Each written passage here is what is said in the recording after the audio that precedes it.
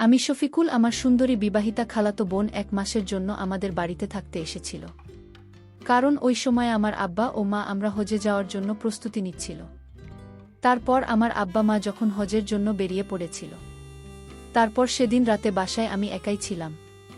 তারপর অর্ধেক রাতে মনে হলো কেউ যেন আমার পাশে শুয়ে আছে, আমাকে ছোঁয়ার চেষ্টা করছে। তারপর অনেক বেশি ঘাবড়ে গিয়ে চোখ খুলতেই দেখি আমার খালাতো বোন তো আমার চাদরের ভিতরে শুয়েছিল। আমাকে বলল, আমি খালাত ভাই আমার, তুই আমার কষ্ট জানিস না? জামাইবাবু আমায় তেমন একটা সময় দিতে পারে না। কি বলব, দুঃখের কথা, আমি অনেক কষ্টে আছি, তুই আজ আমার একটা কথা রাখবে ভাই। আমি তো খালাতো বোনের চেয়ে অনেক ছোট ছিলাম। আমি তার কথা বুঝতে পারছিলাম না। খালাতো বোন পাগলের মতো বলতে লাগল, ভাই আমি একটি বার তোমার সঙ্গে নিজের। এবং এই কথা বলে আমার খালাতো বোন যখন আমার সাথে এমন করল, আমি তখন চোখে ঝাপসা দেখতে শুরু করেছিলাম। আবার অনেক খুশি লাগছিল, কিন্তু আমি তখন বেহুশ হয়ে জ্ঞান হারিয়ে ফেললাম।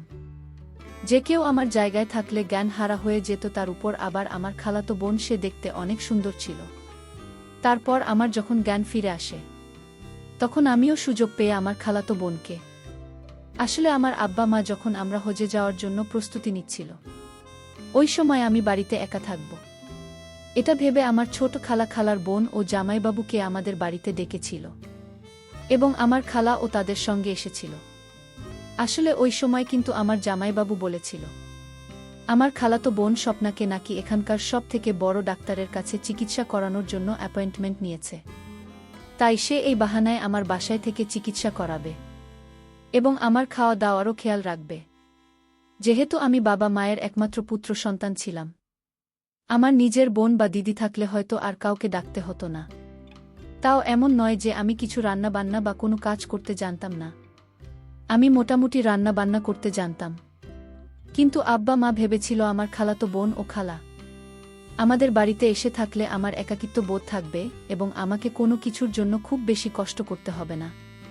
ওই সময় আমার কলেজের 3rd ইয়ারে পড়াশোনা চলছে এবং আমি কিন্তু ভীষণ তরুণ ও পেশিবহুল পুরুষ ছিলাম। আমার শরীর স্বাস্থ্য দেখে কেউ বলতো না যে আমার এতটা কম বয়স, কারণ ছোটবেলা থেকেই আমার শরীরের গ্রোথ অনেক বেশি ছিল এবং আমি দেখতেও ভীষণ সুন্দর ছিলাম। এদিকে আমার আব্বা মায়ের হয়ে যাওয়ার আগের দিন আমার ছোট খালা ও তার মেয়ে সফর এবং জামাইবাবু, তারা 3 জন এসে হাজির হয়েছিল। আমার খালার সঙ্গে তো বছরে একবার হলেও দেখা সাক্ষাৎ হতো, কারণ ছোট খালা তো বছরে একবার হলেও আমাদের বাসায় আসত 24 দিন থাকার জন্য। কিন্তু আমার খালাতো বোনের সঙ্গে প্রায় 4 বছর পরে দেখা হয়েছিল, কারণ সোফা আপু বিয়ের পরে সেদিন প্রথম আমাদের বাড়িতে জামাইবাবুকে নিয়ে এসেছিল এবং তার সৌন্দর্য দেখে তো আমি তার দিকেই তাকিয়ে থেকে গেছিলাম। বিয়ের আগে আমার খালাতো বোন আমাদের বাড়িতে আসতো এবং থেকে যেত, কিন্তু বিয়ের 4 বছর পরে আমি সেদিন তাকে প্রথম দেখেছিলাম।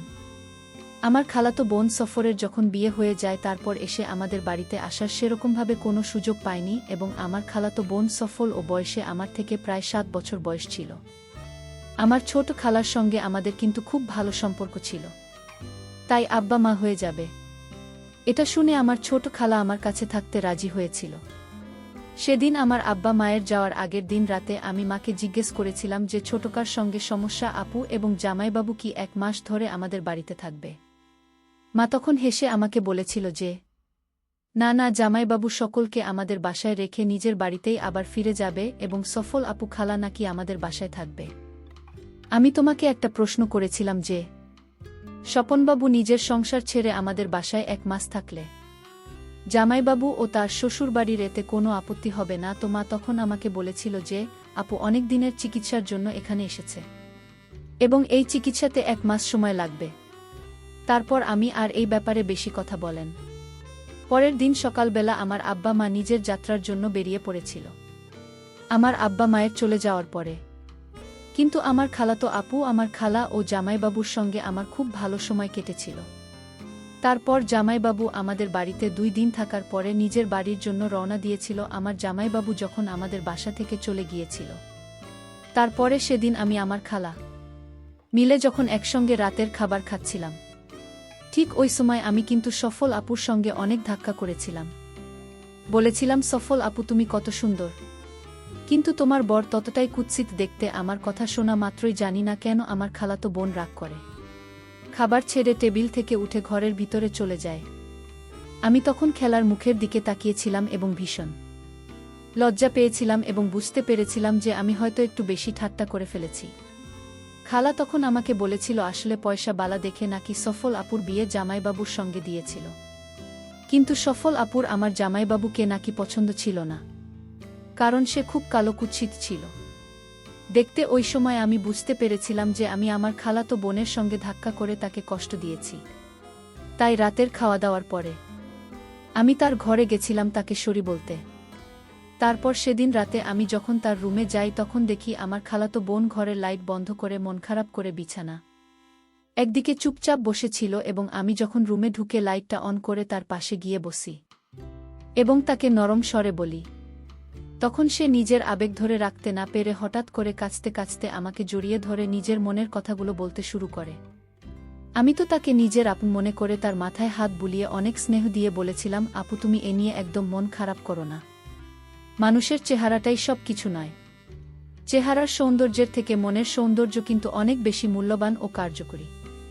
পরের দিন সকালবেলা হঠাৎ করে আমার খালু ফোন আসে এবং আমার খালুর সঙ্গে আমার খালা যখন ফোনে কথা বলে তারপরে সে অনেক বেশি কাজ শুরু করে এবং নিজের জামা কাপড় গোছাতে শুরু করে।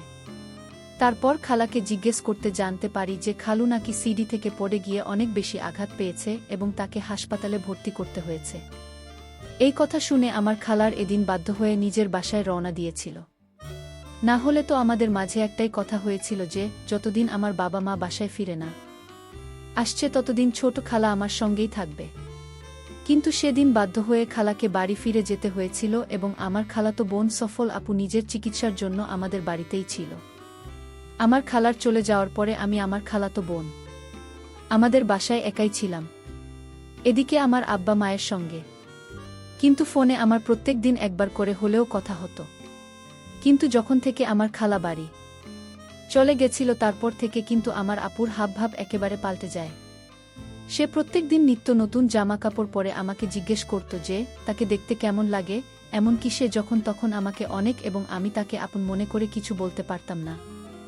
আমি যখন কলেজ থেকে বাড়ি ফিরে আসতাম তখন সে আমার পছন্দের খাবারগুলো তৈরি করে এবং আমাকে অনেক যত্ন সহকারে খেতে দিত। আমি কিন্তু তখনও তার মতিগতি বুঝতে পারিনি। তারপর সেদিন রাত্রিবেলা যখন অনেক বৃষ্টি হচ্ছিল ও বাস পড়েছিল, ওই সময় আমি নিজের ঘরের লাইটটা বন্ধ করে বিছানায় শুয়ে কানে হেডফোন দিয়ে গান শুনছিলাম। কিছুক্ষণ পরে মনে হলো আমার কেউ যেন আমাকে কিছু করার চেষ্টা করছে।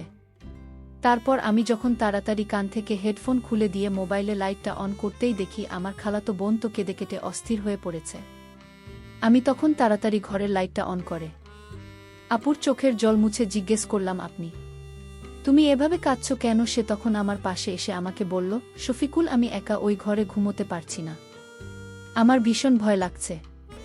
হয় তুমি এ ঘরে আমার সঙ্গে ঘুমাও, আর না হয় আমাকে ঘরে ঘুমাতে দাও, কারণ আমার ভীষণ ভয় লাগছে। তার কথা শুনে তো আমি তখন বাধ্য হয়ে তাকে আমার বিছানায় ঘুমোতে গিয়েছিলাম এবং আমি নিজের সোফাতে গিয়ে শুয়ে পড়েছিলাম।